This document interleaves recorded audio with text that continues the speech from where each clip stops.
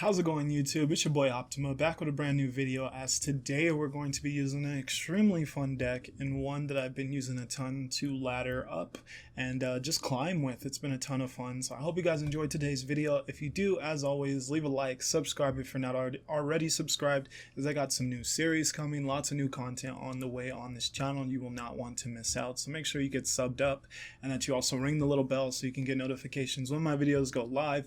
I know a lot of others who have issues with that, so if you can ring the bell as well, that'd be awesome. And then leave a comment, as today's question of the day is going to be, who is your favorite woman in Legends of Runeterra, whether it's a champ or a follower. And if it is a champ, you could go a little further and also tell me one of your favorite followers. As far as for me, the first champ I actually fell in love with design wise is Ashe, so I would say Ashe is probably still my favorite woman in Legends of Runeterra.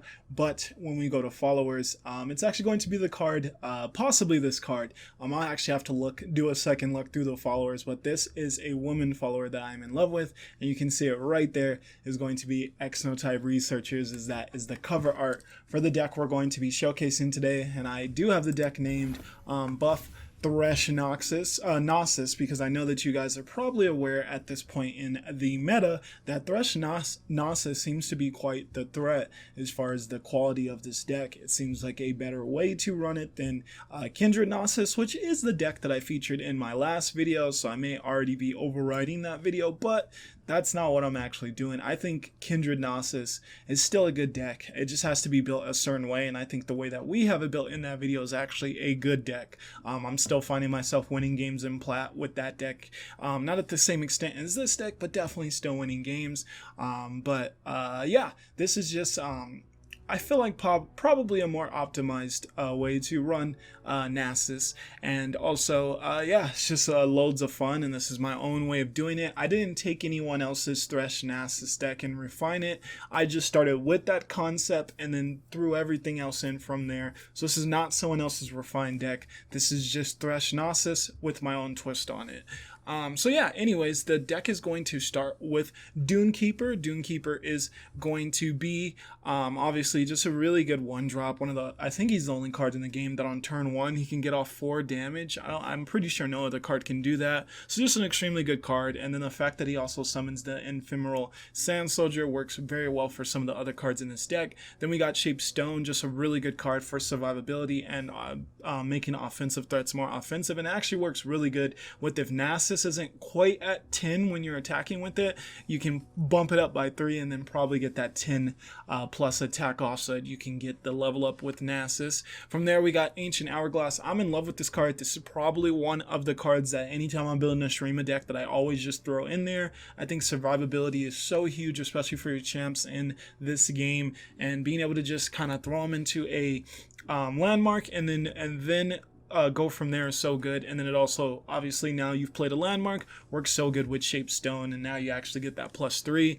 Aspiring Chronomancer, just a really crazy word to say, but yeah, the Inspiring Chronomancer is a card you want in this deck, and I think this card's just super good. 1, 2, 3 stats for a 2-drop is so good. That trades into pretty much almost all 2-drops that you actually play on turn 2. There's some 2-drops that have some contingencies. I feel that you don't really play them on turn 2, or they don't block or something like that. But yeah, for a typical 2-drop, 2, 3 stats is extremely good, and then predicting is just extremely good, especially in this deck that is utilizing Xenotype Researchers. From there we got the Cursed Keeper. Just once again, really good card in a deck. In most Shadow Isles decks, just want to get rid of it, glimpse it, get a strong unit. Just a good card. Fading Icon, once again, we've already kind of went over this if you watched our previous videos. Really good card. The fact that it makes the prey, and then we can do things with the prey. Just solid 3-1 stat line for a 2-drop, trading to most things. Just a solid card. Glimpse Beyond, of course, because we need that draw power. Preserverium. The reason we're running Preserverium is because drawing is a huge deal in this deck, and just keeping that consistent draw. This is a super solid card, and then it also gives us a landmark. In case we don't get Ancient Hourglass, we could still get a landmark for Shape Stone. From there we got Xenotype Researchers. This is the highlight of this version of Thresh Nasus, and what I love with this is that for me, and I know I went in on this in my Nasus reveal video when I watched the actual Nasus Nasus like reveal and reacted to it, I said a lot about how Thresh is not a good card. And I've been proven wrong in every way. But I still do stand by that 3-6 stat line for Thresh isn't great, and that a lot of these decks find themselves using Shapestone on Thresh and using other things to keep him in a good place. If you can X-No-type research Thresh and then use your predict to get him out of the deck, or use or just somehow get him through your other draw, such as Glimpse, such as Preservarium, and then you got a 6-9 Thresh, that's amazing. And it's been so good when playing with this deck. So that was kind of my philosophy, is mainly support Thresh, but it also works extremely good for Nasus as well, because you could have a 4-4 Nasus. That means that you've only slayed 2 cards, but if it's been X-No-type research, that's a 7-7 Nasus. So sometimes that can be extremely game changing as well if you actually get the 3-3 on Nasus or either the champs. It's just really, really good. And yeah, this deck just runs a lot of things to make this effect utilized to its greatest capabilities, or at least I feel so. We're also running 2 Chronicle of Ruin, just because Chronicle of Ruin and X-No-type researchers actually work so good, and it also it just flows so well into Thresh, because this is a 3-drop, so you almost always play this on turn 3, then you go Chronicle of Ruin, you kill it, so you're slaying to level up Nasus, but then you're also reviving it, so then you get it back. This is just a summon effect, this is not a play effect, so then its effect goes off again, and then you also and then on turn 5 you can now then throw down Thresh, and yeah, hopefully you got that 6-9 Thresh. So this whole synergy right here of X-No-type researchers into Chronicle of Ruin into Thresh is just really, really solid, and I love the way it's felt. Spirit Leech though, because and we're running 3 of them, because you definitely want to just draw. You need that draw power so that you can maximize the effect of X-No-type researchers. So just another card for the draw power. Rite of Negation, of course, this is probably the best Shurima card. Thresh, once again, I've pretty much explained every reason why we're running this card, and I'm a Shadow Hours junkie, so you don't need to tell me like, ooh, Thresh is good right now. I'm playing it. Awesome stuff. I am a Shadow Hours junkie. Withering Well, because it's really good for the aggro matchups at times, for the Sand Soldier matchup, if it's Sand Soldier aggro with the Zir. And then it's also good for breaking spell shields on cards that can possibly be giving us issues, while also doing something else, because generally just breaking a spell shield feels bad if you're wasting a card on doing so. So yeah, just a really good card to have as a one-off. 2 atrocities, because that's definitely still our typical end game, is winning through that. If it's not just Thresh getting down Nasus and your opponent not having anything to attack into a fearsome unit or defend a fearsome unit, then it's definitely atrocities. So you definitely want 2 atrocities. Nasus, of course. These 2 just synergize pretty dang well.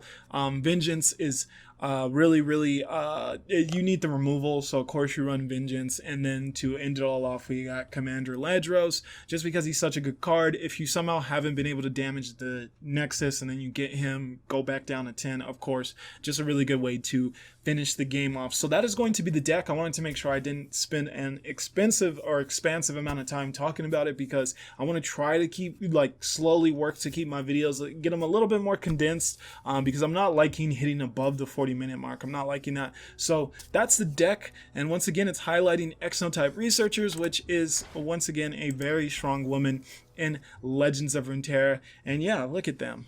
Some beauties. And yeah, the Void is full of surprises, growing every day and finding new ways to infiltrate the tower, as intrusive as a throned blind burst, but infinitely more deadly, in as much the study of it proves difficult, as it requires similar clever and resourceful researches to anticipate and understand the threat. Wow, that is crazy. And yeah, the Void is obviously another one of those regions that I can't wait to hopefully see in Legends of Runeterra, so that should be interesting once we actually get that. But really cool card art. This is such underrated. Look at this amazing card art, so underrated. Shout out to the artist, illustration by Polar Engine. Shout out to you, Polar Engine. This is beautiful art, and definitely one of my favorite women in Legends of Runeterra. And once again, shout out to women in the world. I have a son, so I watched someone give birth, so that means that I have nothing but the highest admiration for what women are able to do and how strong they are. So So shout outs to all the strong women in the world,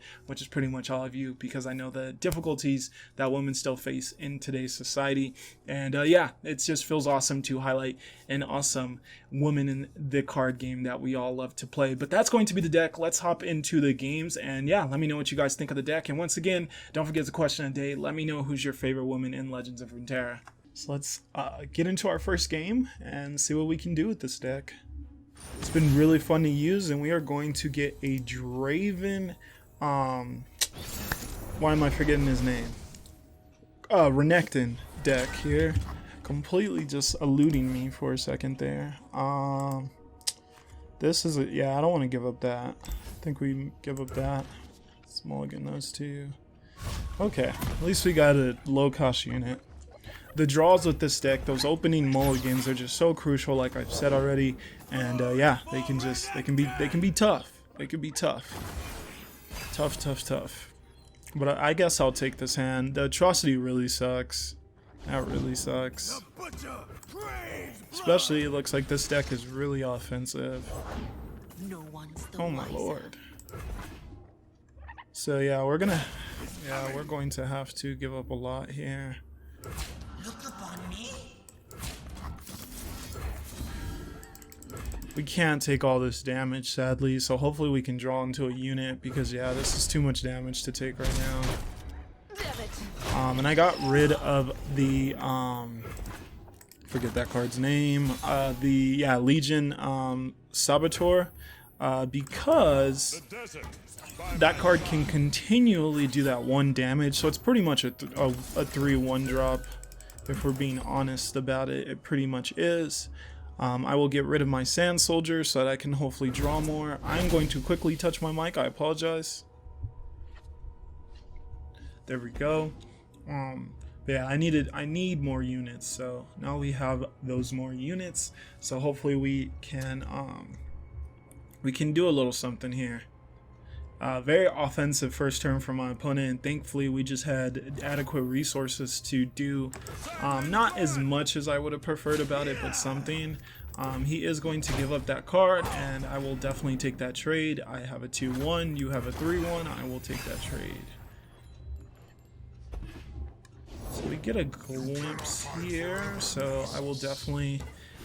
since we got the glimpse, I'm choosing to go with this. If we didn't get the glimpse, I would have went with the aspiring Chronomancer. But the glimpse makes it to where I knew he would probably prioritize doing something like this. So I'll just let him get the 8 damage off, but not attack into a unit.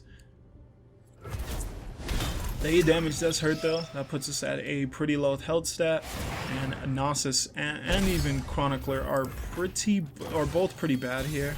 Neither of those cards really help us right now, and especially a second Nasus is extremely bad here. But I guess we're doing something like this. What do we even want here? Would we even want Exotype, or would this be more impactful now at this point? I think we still have to go Exotype, sadly. Out here, you're moving or you're dead. We're in such a bad position right now. I think I have to do this. Yeah, I have to do this and pray that he doesn't allow it. Okay, that's not ideal at all. Very far from ideal, but it makes sense. It gives him his level up. I pretty much had to do this though, because if I leave both of those cards down, we indefinitely lose next turn if I do nothing about them. And I know with him only having one spell mana left, he wouldn't have any response to that. But yeah, we're not in a good spot. If he doesn't put down another overwhelm unit, all right, that helps so much. So we do that, and we pretty much pray. Okay. Don't have anything else. Please don't have anything else. No, why is he able to go so wide? God, man. So I have to Nasus there. That's 3, 4, 5, 6, 7, 8, 9, 10. So we do that. And then this maybe? We still don't live. Yeah, I think we lose here no matter what. That's such a frustrating game. He was just able to go so wide on us. Yeah. That would just be 3 damage if I don't knock that out. But yeah, no matter what. Don't touch it. Yeah, no matter what, that's looking like a loss. So I will let my opponent win that. GG's. Very frustrating game.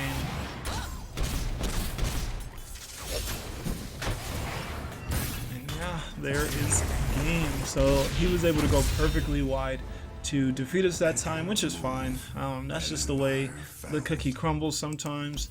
And I definitely could have had a better opening hand, so perfectly fine. Let's get into another game. Alright, nice. So here we're going to get Aphelios, Talia, and Zoe as the decks we're playing against.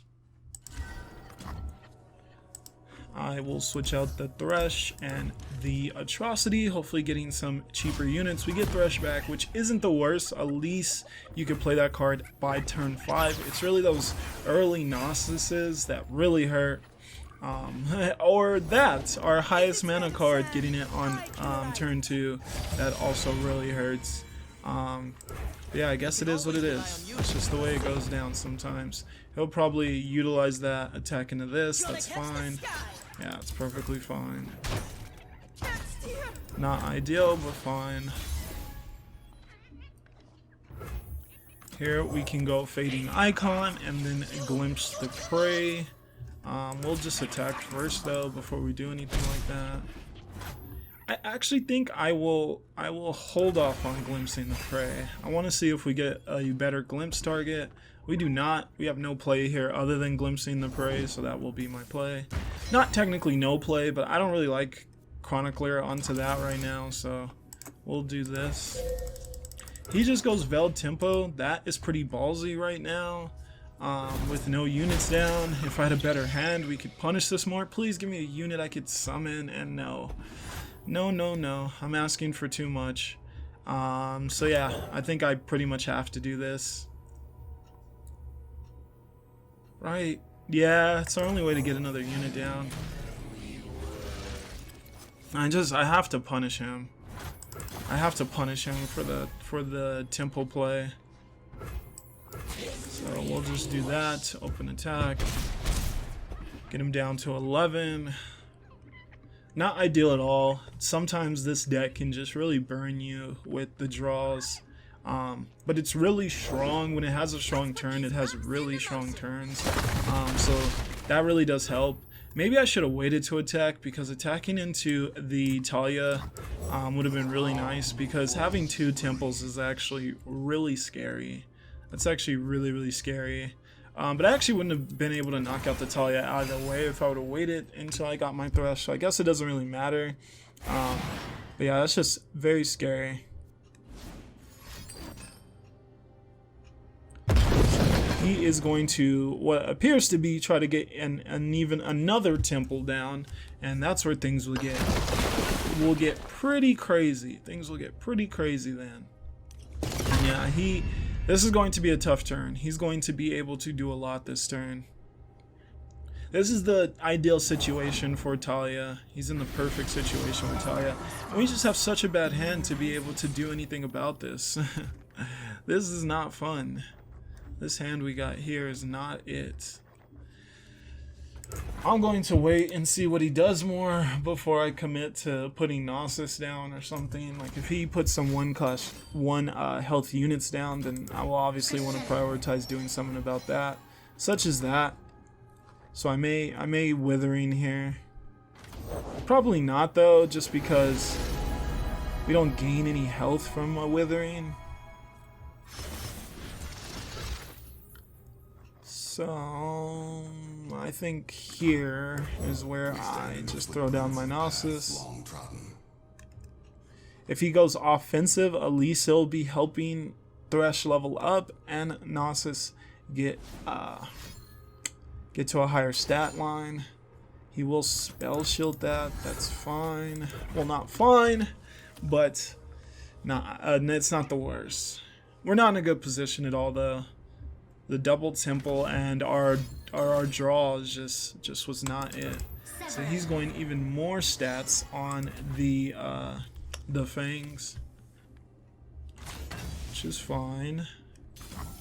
Yeah, we want this card gone, so yeah, I think we definitely do that because we don't want that card existing. Him being able to lifesteal multiple times, that would quickly turn into an issue, so we want to address that sooner than later.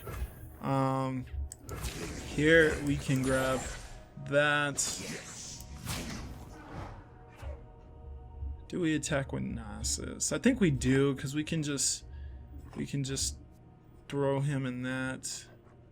And we can also just, no, we didn't take any Nexus damage, so that doesn't really seem the best. But we'll do that.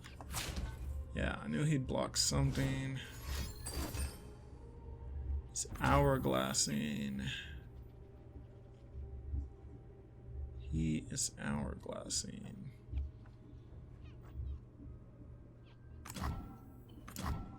I want to be able to, you know, since he's hourglassing that this becomes useless.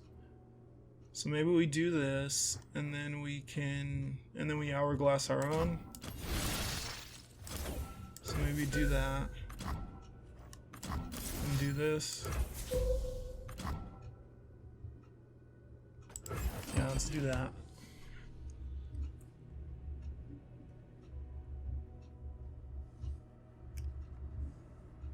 Oh, I didn't do the one drop card. I forgot to do that. That was a mistake for sure. That was such a mistake. Oh, I messed that up so bad. I forgot to do Shape Stone. Yeah, I should have Shape Stone there. We will do some Nexus healing.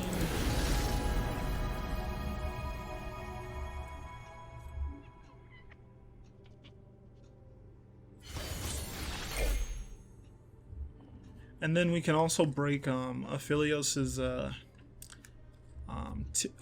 spell shield with a Withering. So Withering looks pretty strong.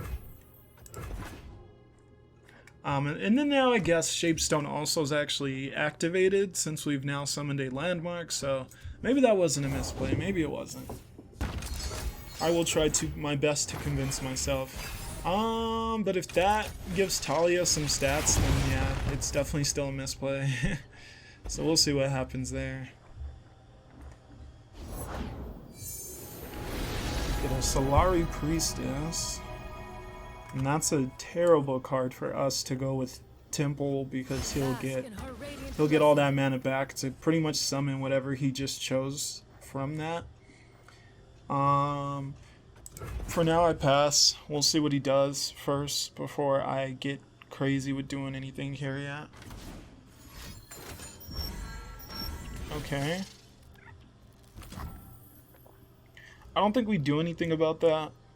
I don't see this getting high enough in attack stat to where we think he's going to win the game, so yeah, we just allow that. I will once again let him do his thing. Oh, he just needs one more landmark for this level up. So I need to do this sooner than later. I do not want that to level up. Okay.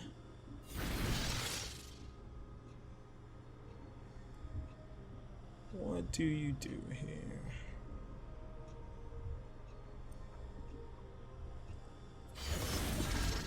So hopefully he just doesn't do now he probably grants this like overwhelm. Yeah, I knew that was coming. That's where we probably counter that. And then Withering. I think we have to counter that, because I think he'll get too much damage off on us this turn if we don't counter that. Like, there'll just be no coming back from the amount of damage we'll take. Because he can still grant it with this. And these are random. So maybe he won't even get overwhelmed from that. So yeah, I think we do this. Yeah, I think we have to do that.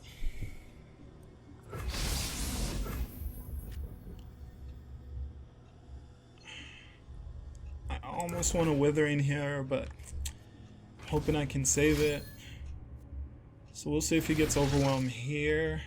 The added stats too, that was the other issue with yeah, so he does get Overwhelmed here, but at least he doesn't get like the added stats from the from getting it from the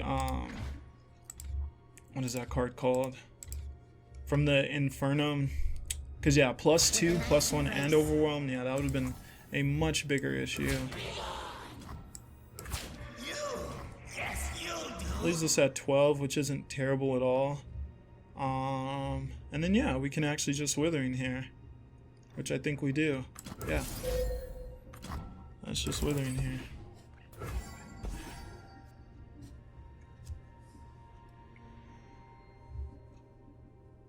See if he tries to save the Talia. Looks like he will. Yeah. No surprise. But getting that card out of his hand and not used on his Nexus, woo! Talk about great. Great for us. We get rid of the spell shield on Aphelios, so if we eventually feel the need to vengeance that we actually can, it does not have spell shield, at least as of right now. And that should be the end of his turn. Okay. Okay.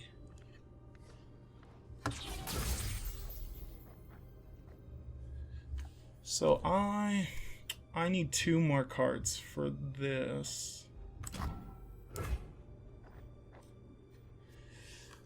So not immediately attacking seems bad because then he can like just mess up our board state in all kinds of ways. So I think I have to, sadly. I think I have to immediately attack and just concede that I'm not going to have the Thresh level up this turn. Yeah. I think I have to.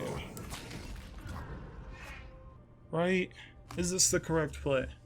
What would he be able to... Because Aphelios just... Yeah, Aphelios with those weapons can just always disable your attacks a little too much, mess up the board state a little too much, so I think we have to do this.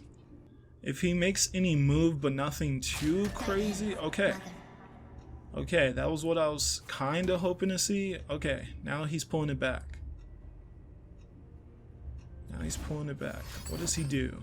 Okay, he does that. That's just so much better than him using it on his Nexus once again. And then I definitely do this then. We do that.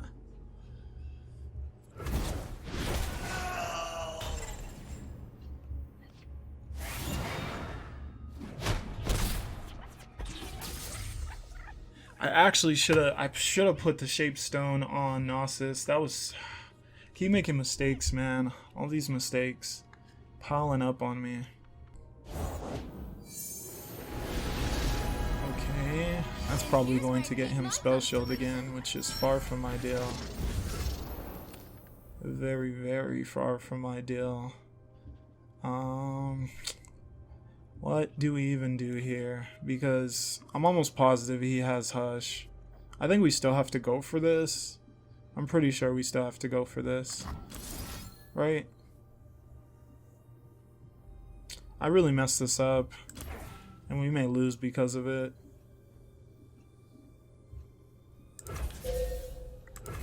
Yeah, I have to go for that, sadly. And he's just going to Hush me. I know the Hush is coming. Hurry it up. Oh, he doesn't have Hush. You gotta be kidding me. Oh, wow. That's so game-changing. Oh my god, that is so game-changing. He didn't have Hush. I feel like every time I've tried to do that weapon against a... every time I've used that spell against a Targon deck, it feels like I've always gotten Hushed. That is super, super big. He gets the other temple down though, so now Talia's actually a thing. Talia's a thing we actually have to care about. However, these are all still pretty weak units, so I can maybe do a little something with this plus this. We'll see. Some pretty weak unit. I would love to get a unit that I can slay next turn. That'd be really nice. Why do we not get spell? Did we? What? I thought that. Oh no, we attacked with 9, not 10. Huh. Still pretty lackluster there. But yeah, this was a super good draw. Very low cost unit, so I can activate Slay with this. That's not what you want to see. That's not what you want to see. I have nothing to stop that with. We go for that though.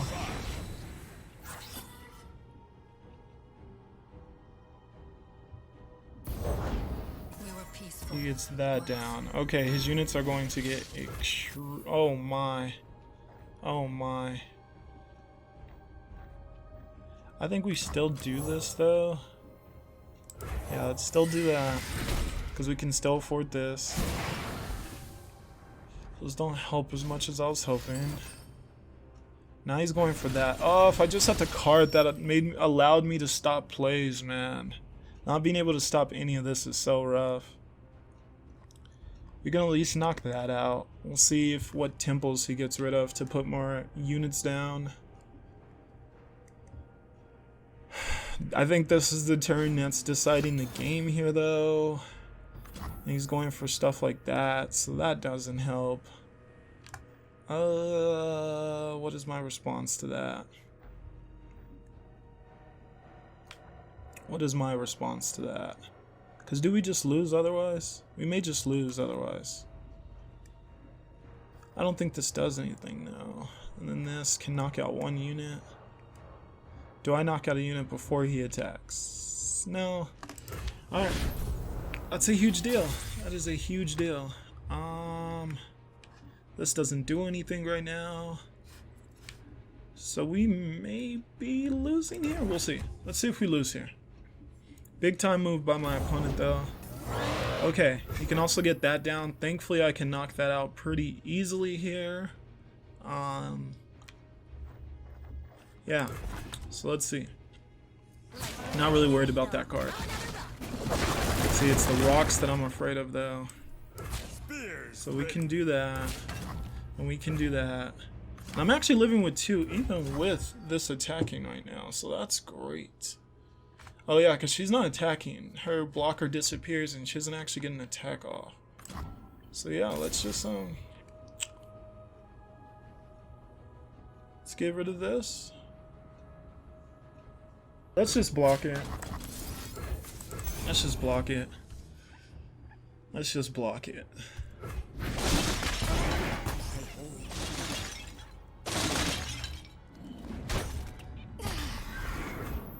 I'm just used to Target not having many tools to, hopefully he doesn't get stunned here. That's going to be so huge, is whether or not he gets stunned. Yeah, that's going to be pretty big. So maybe I go something else first, just so he can waste mana. Yeah, let's maybe start with this. Yeah, let's start with that. Just so he can waste mana.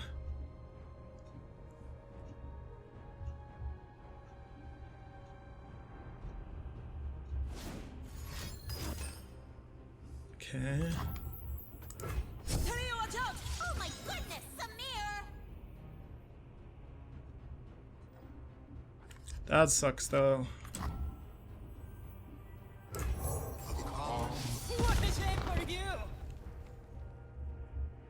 So now we have to go that.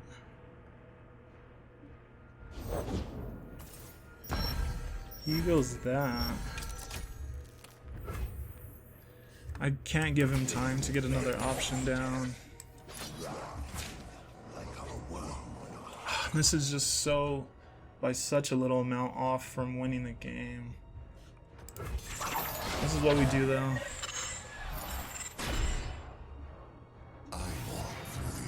15-15. See if he can do anything about it. Excuse me. I'm so close to winning with this. Oh, that hurts.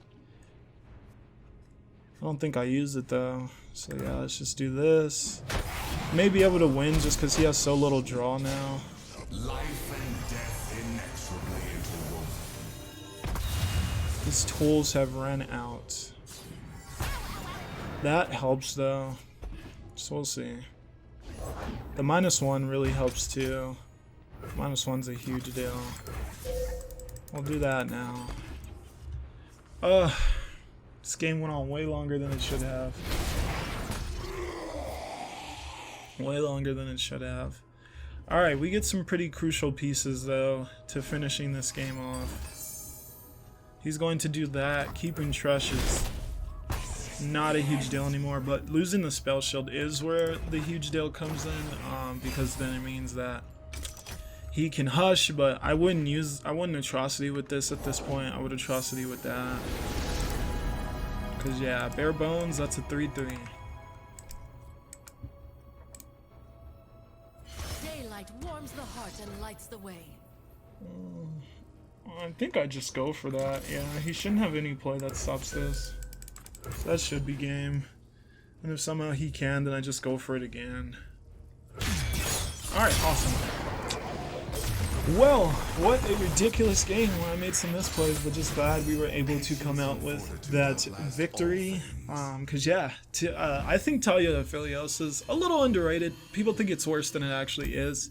Talia can be a little underwhelming, but hey, you have a card that can turn 1 temple into 2 temples and still be an offensive threat. Sounds like a good card to me. Excuse me, Temple is just such a good card. Veiled Temple is a very, very good card. But that is going to be the deck. I would love to showcase it a little bit more, but I think we're already, that game just kind of took a while, and we're already getting close to time on that. So thank you guys for tuning in into this video.